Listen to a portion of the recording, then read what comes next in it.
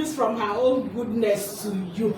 You dey hear about the Port-Harcourt ring road where everybody does talk about. Even the River State government don put better money and e don carry the contract give Julius Berger. This ring road pass through New Banana Highland. You don't know why they shout New Banana Highland since. And another major thing be say the Port-Harcourt refinery wey this administration say e go dey ready before this year finish. E still pass through Banana Highland. You go follow and go Port-Harcourt refinery. Hey!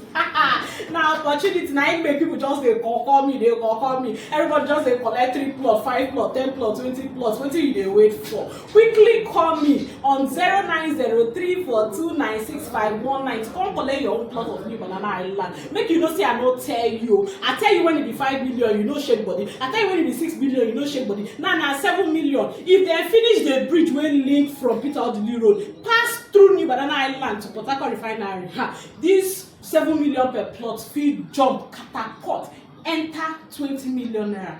That time now your eye go open. You go use money wey you go use buy 3 or 4 plots, use and come buy only 1 plot. So make you quickly call me. Madam Good News dey here, and the number again na 0903429651 and I dey wait for you.